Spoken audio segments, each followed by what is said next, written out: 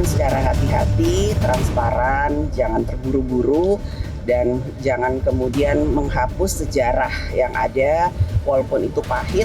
Setiap upaya untuk meluruskan penulisan sejarah itu sesuatu yang baik.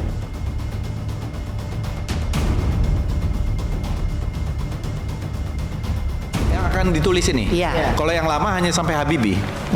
Yang sekarang era Pak Jokowi. Sampai era Pak Jokowi akhir dan pelantikan Pak Prabowo.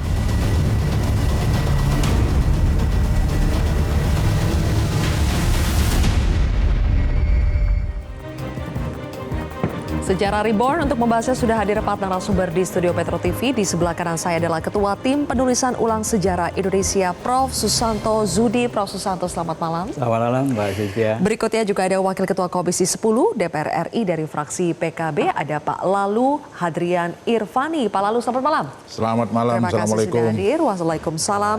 Kemudian juga ada sejarawan Bapak Andi Adian. Pak Andi, selamat malam. Selamat malam, Mbak. Berikutnya ada pendiri Wahid Institute sekaligus Ketua PBNU, Pak Ahmad Suyadi. Pak Ahmad, selamat malam. Terima kasih semuanya sudah hadir di kontroversi malam hari ini. Prof, tadi kita semua sudah mendengarkan penuturan dari Menteri Kebudayaan. Tadi saya langsung tanya, kenapa sih ada pesanan dari pemerintah bahwa sejarah kita harus ditulis dengan ton yang positif? Bagaimana tim penulisan ulang sejarah ini memaknai pesanan bahwa kita harus menulis sejarah dengan ton positif itu, Prof? Iya, sebetulnya membaca pesan itu kan kita tafsirkan dalam konteks kita menulis sejarah ini kan. Untuk tujuan apa? Kan gitu. Jadi satu, kita ini mau nulis untuk siapa, ya, tentang apa, dan untuk apa. Kan begitu. Ya, kalau kita melihat perkembangan sekarang, ini begitu antusiasme ya masyarakat ya. Jadi kesadaran sejarah ini muncul gitu. Ya jadi untuk mereka, untuk anak bangsa. Jadi semua kita masukkan representasi dan proporsionalnya itu harus masuk di dalam buku sejarah ini. Itu, untuk siapa? Kemudian untuk apa? Ya untuk tujuan perkat bangsa, untuk tujuan membangun karakter, ya, nation and character building, kan begitu. Untuk tujuan pendidikan dan seterusnya. Nah tentang apa ini? Kita kan menulis 10 jilid nih Mbak Sylvia. Cuma biasanya itu ditarik hanya ke periode kontemporer. Ya, padahal Goethe mengatakan kalau kita hanya tahu 3.000 tahun yang lalu, itu kita masih kayak anak kecil yang belum tahu apa-apa. Kita terlalu dekat ini kalau mempelajari sejarah. Kita ini bangsa yang sudah punya sejarah panjang. Gitu ya. Jadi ini coba ditempatkan pada perspektif yang lebih luas. Kan akan gitu. ditulis sampai 2024. Itu dia. Sampai IKN juga masuk ya, Prof? Loh, iya kan harusnya jadi produk sejarah. Sejarah itu enaknya sejarawan itu mencatat aja dulu. Dan belum bisa kita ada yang menganalisis secara dalam. Rick Leves itu menulis di tahun 2008. Di tahun 2008 juga dicetak. Jadi siapa bilang sejarah nggak bisa ditulis pada periode yang paling mutakhir? Tinggal boleh dibocorkan sedikit nggak, Prof? Kalau soal IKN apa yang ditulis? Ya kan produk hukumnya sudah ada 2019, ya kan?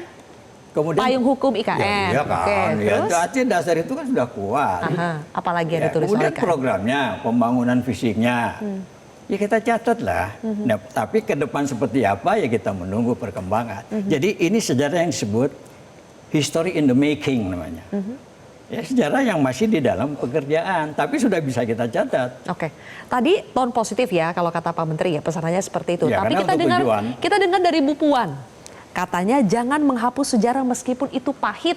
Wah itu begini Mbak, dalam sejarah itu ada yang namanya historical necessity dan historical fairness. Inilah, nggak semua bisa kita ungkapkan kepastian. Mari, tapi sejarah juga harus ditanggapi ya untuk tujuan apa tadi. Jadi sejarah itu subjektif pada setiap bangsa, itulah, ya kan? Ada historical fairness namanya. Ketika yang namanya kebenaran itu apa sih? Mungkin sebuah kesepakatan. Kebenaran adalah kesepakatan dari orang-orang tertentu, kelompok-kelompok tertentu. Indonesia dong. Platformnya harus Indonesia.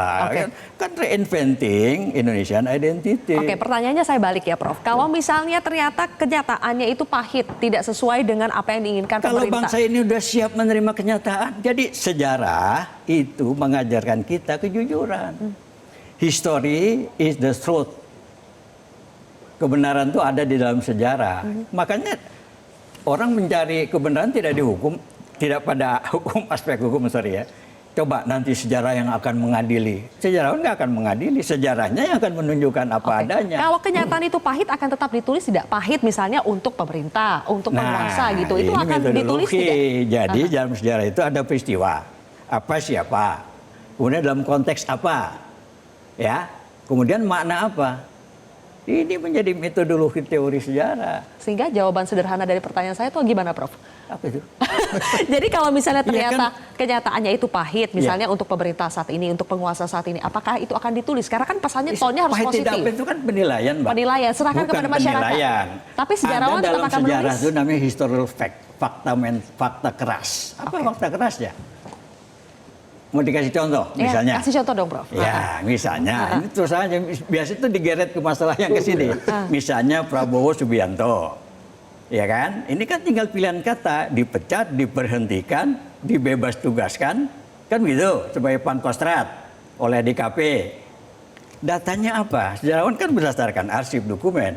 Datanya, faktanya diberhentikan dengan hormat. Cukup nggak dinyatakan seperti itu dulu? Karena sejarah Indomaking tadi. Baik, oke. Gitu Saya kan? minta tanggapannya dulu. Apa itu ditutupi? Kan tidak kan? Oke, baik. Pak Andi mau langsung menanggapi apa yang disampaikan oleh Prof. Susanto karena catatannya sudah banyak ini. Saya kira saya akan mulai dengan satu poin tadi yang disampaikan Pak Menteri dulu ya, bahwa disampaikan bahwa kita akan memasukkan kasus HAM katakan. Tapi ini bukan sebagai buku sejarah tentang HAM. Saya kira ada yang misleading di situ, ada kekeliruan dalam memahami mengapa prinsip-prinsip HAM itu penting di dalam buku ini. Ya, itu satu. Jadi di mana-mana di dunia ketika sebuah sejarah nasional dibuat, persoalan dasarnya pertama-tama adalah sebuah pernyataan atau sebuah kesadaran bersama, kesepakatan bersama tentang prinsip moral dan etis dari buku ini mau dibawa kemana. Pertanyaan itu selesai. Ya, prinsip dasar itu. Lalu, maka ketika persoalan HAM menjadi satu isu yang masuk, maksudnya bukan cuma sekedar kasusnya, tapi sebagai prinsip etisnya. Karena HAM adalah satu entitas ya yang menjadi dasar dari reformasi kita. Ada di dalam konstitusi Undang-Undang Dasar 1945 pasal 28 bilang HAM, penegakan HAM dari A sampai Z ya. Dan disebutkan di situ ada tugas negara untuk memajukan, melindungi dan sebagainya. Maka itu satu HAM. Kedua apa di dalam reformasi? Kedua adalah demokratisasi. Ada multipartai, ada masalah difungsi TNI dan sebagainya. Maka itu ada di dalam konstitusi. Ketiga apa? Ketiga adalah KKN itu anti. Jadi ketiga dasar itu menjadi value baru, kebaruan di dalam masyarakat Indonesia. Sehingga kalau kita akan membuat sebuah penulisan baru, maka clear apakah prinsip moral ini yang akan kita pakai untuk menjadi sebuah penulisan sejarah nasional. Kalau itu titik berangkatnya, perdebatannya akan menjadi lebih enak. Bukan cuma sekedar ini aktivis yang menulis lah, saya sejarawan, tapi saya juga seorang aktivis, gitu kira-kira gitu kan. Kita belum. Anda menulis, Anda sejarawan. Ya, kita belum masuk ke case per case, tapi secara value ya. Jadi tadi Bapak menjelaskan secara value harusnya 3 value tadi, prinsip tadi itu masuk dalam penulisan. Itulah ciri dari reformasi Indonesia. Apa sih ciri reformasi Indonesia? Kan saya pertanyakan, apakah prinsip itu menjadi pijakan dasar? Apakah itu menjadi pijakan? Langsung kita konfirmasi ke Prof ya. Turunkan di dalam cara kita menulis.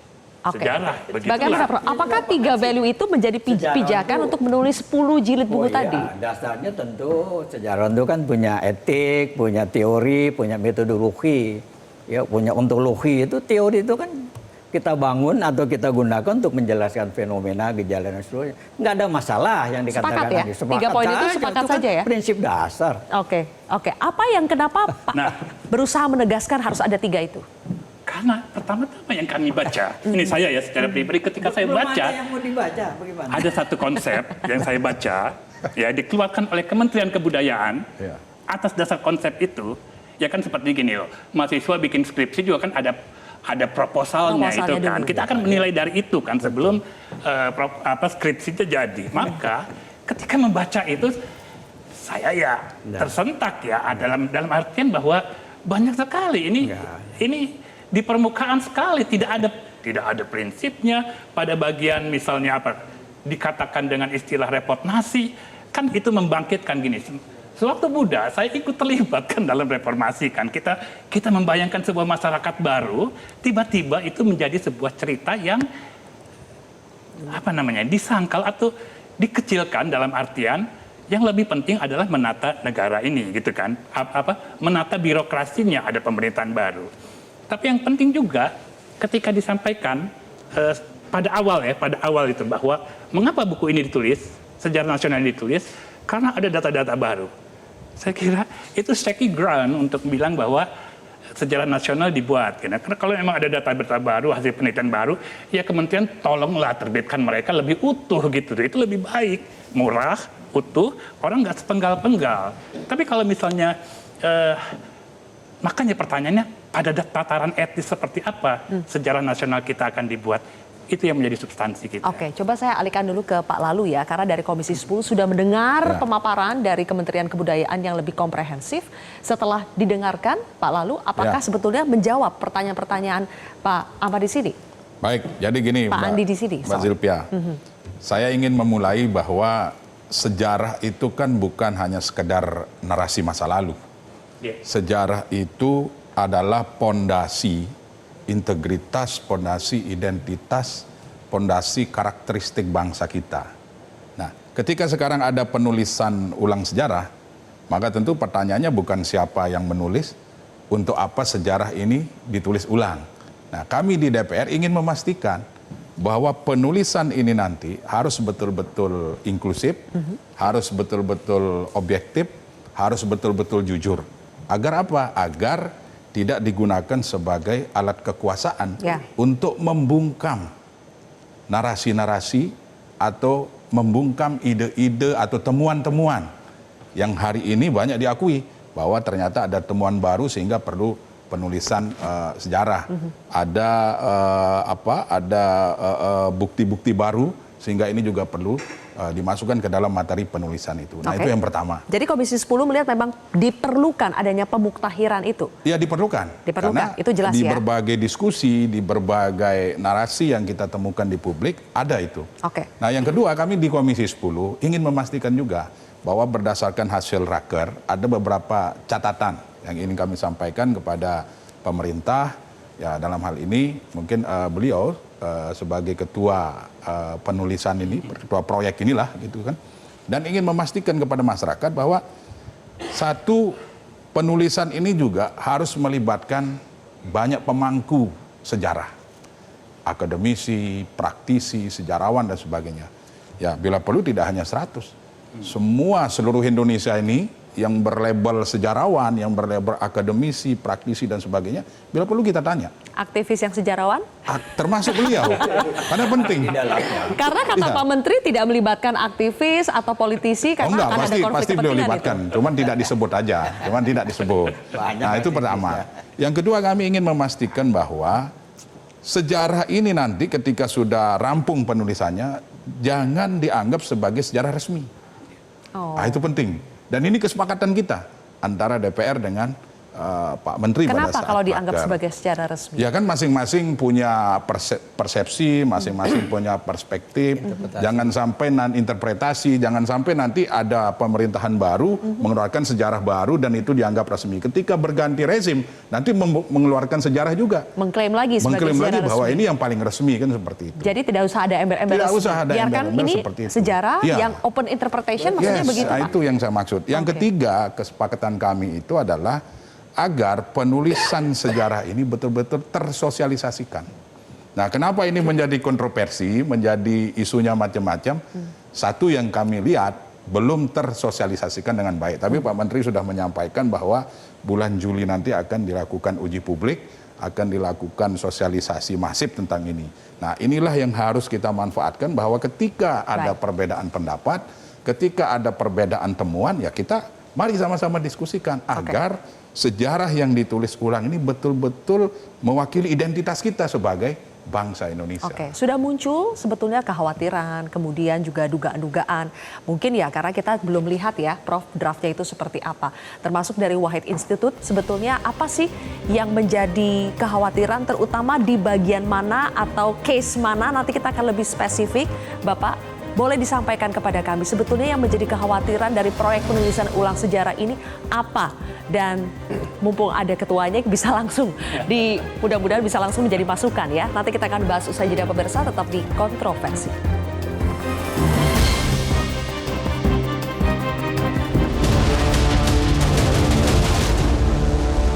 Jelajahi cara baru mendapatkan informasi. Download Metro TV Extend sekarang.